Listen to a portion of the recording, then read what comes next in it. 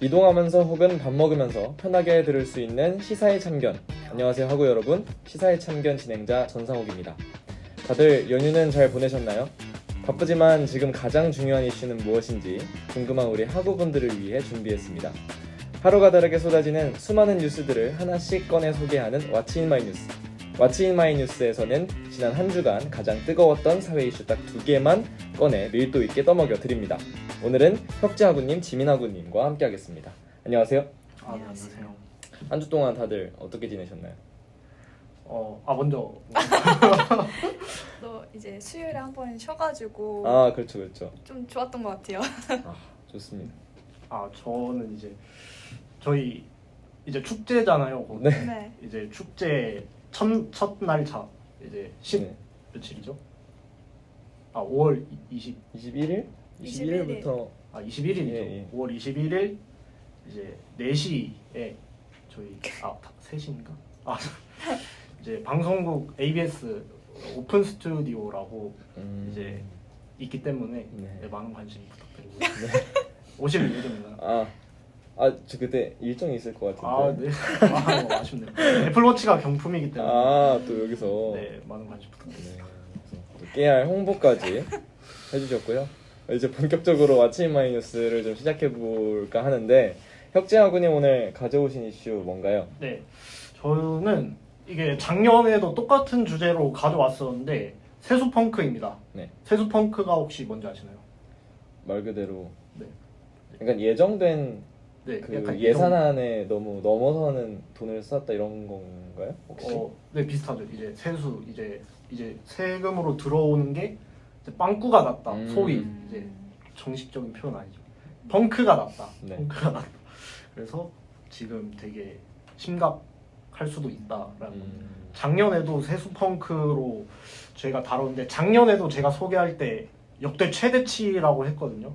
그래서 올해도 별반 다르지 않다는 게 이제 매스컴에서 나오고 있는데 올해 이제 나라 살림을 보여주는 지표인 관리재정 수지. 관리재정 수지가 뭐냐면 이제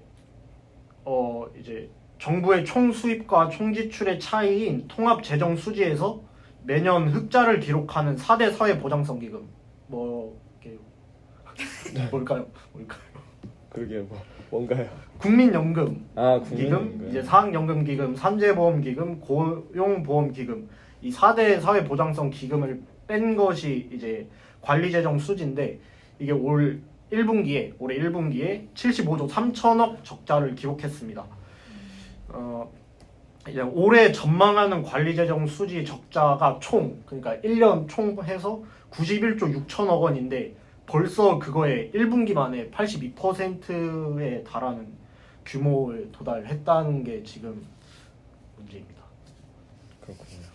좋습니다. 그럼 만약에 이제 1분기 재정 적자가 역대 최대고 82%를 이미 거의 예상한 것에 비해서 지금 거의 90% 가까이 도달을 한 상황이잖아요.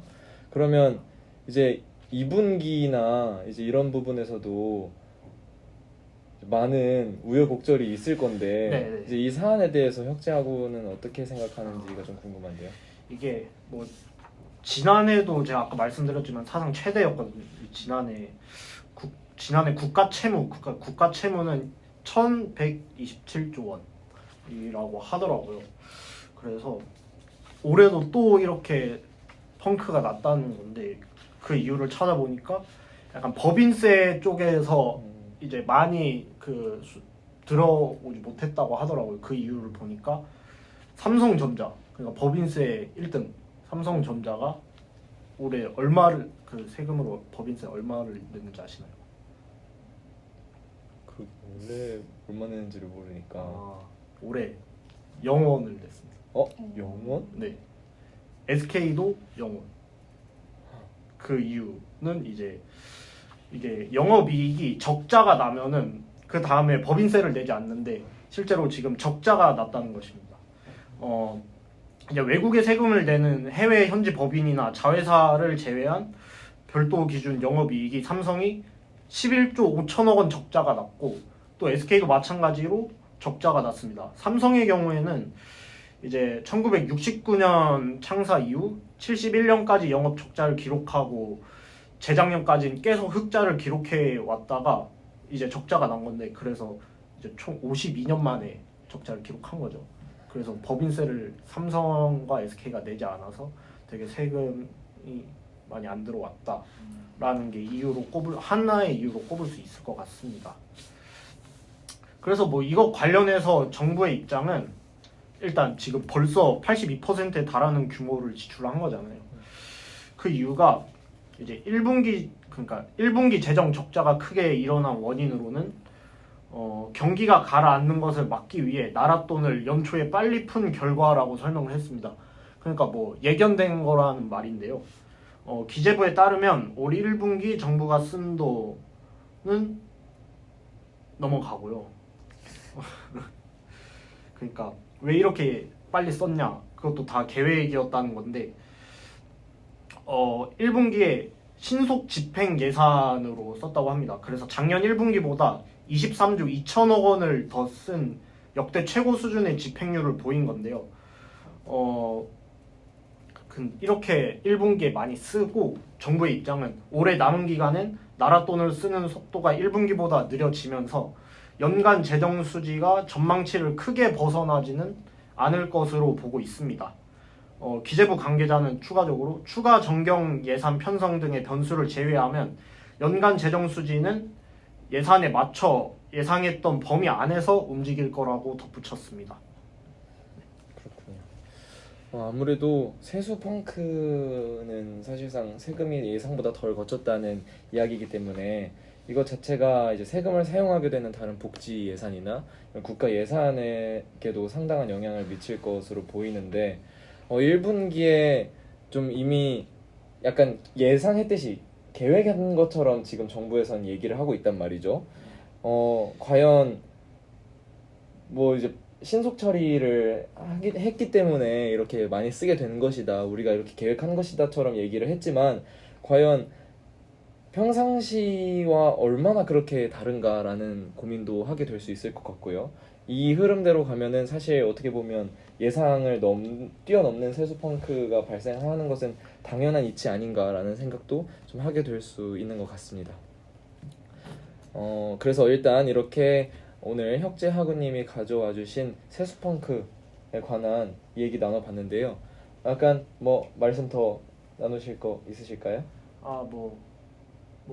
그냥 의견이랑 같이 좀 길게 또 설명드리자면, 이게 뭐 정부에서는 뭐 1분기에 크게 이렇게 쓰고 이제 점차 줄이면서 뭐 대충 예상과 비슷하게 이렇게 갈 거다라고 말은 했지만, 뭐 작년만 보더라도 작년에도 세수 펑크 문제가 좀 심했죠.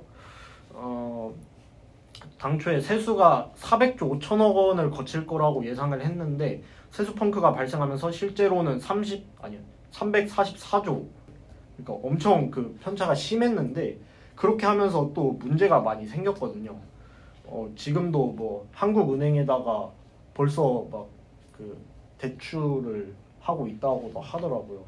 또 이렇게 세수가 감소하는 것의 문제가 뭐 지방 쪽으로 가면은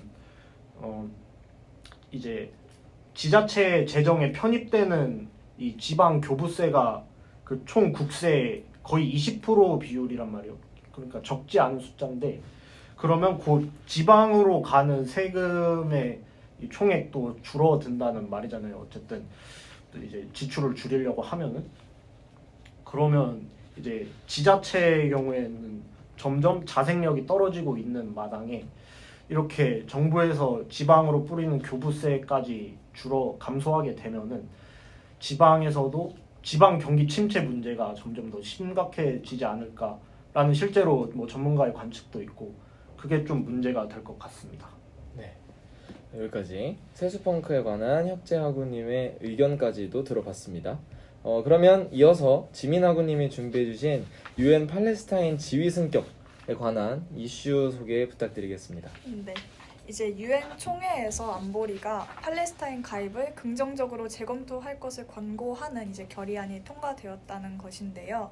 팔레스타인의 투표권을 제외한 거의 모든 유엔 회원국 회원국 권리를 부여하는 결의안이 우리나라를 포함해서 143개국의 찬성으로 유엔 총회를 통과했습니다. 또 유엔 총회는 이날 결의를 통해서 팔레스타인이 오는 9월부터 유엔 총회 회의와 유엔 기구가 주최하는 각종 회의 등에 참여할 수 있도록 예외적인 권리를 부여하기로 했는데요. 이에 따라 팔레스타인 및 중동 문제 의제가 아니더라도 회의장에 공식적으로 자리를 확보하고 각종 이슈에서 발언할 권리를 얻게 됩니다. 그리고 유엔 총회 산하 각종 위원회에 팔레스타인 유엔 대표부 외교관이 선출직으로 활동할 수 있는 권리도 갖게 되는데, 다만 앞서 말씀을 잠깐 드린 것처럼 정회원국과 같은 투표권은 여전히 주어지지 않습니다. 또한 총회 결의는 이 같은 팔레스타인에 대한 대우가 예외의 기반에 선례될 수 없다는 단서를 달았는데요. 이는 비록 정회원국이 아니지만 현재 옵서버 국가인 팔레스타인의 유엔 내 지위를 정회원국에 준해 승격해주겠다는 의지를 담은 것으로 볼 수 있습니다.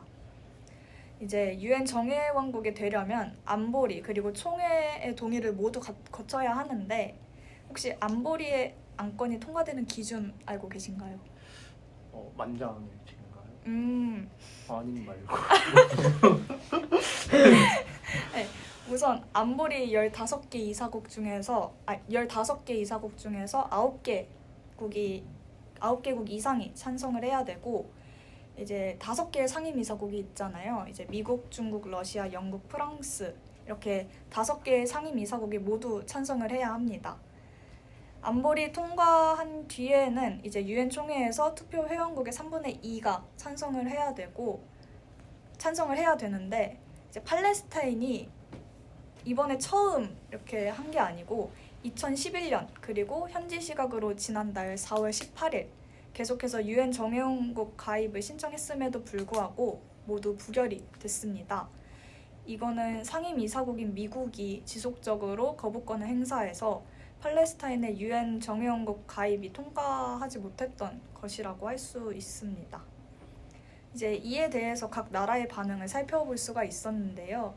우선 표결에 반발해서 단상에 선 이스라엘 대사는 테러 집단에 특권을 주는 것은 유엔 헌장에 어긋난다 라면서 유엔 헌장을 파쇄기로 갈아버리면서 불만을 표시했습니다.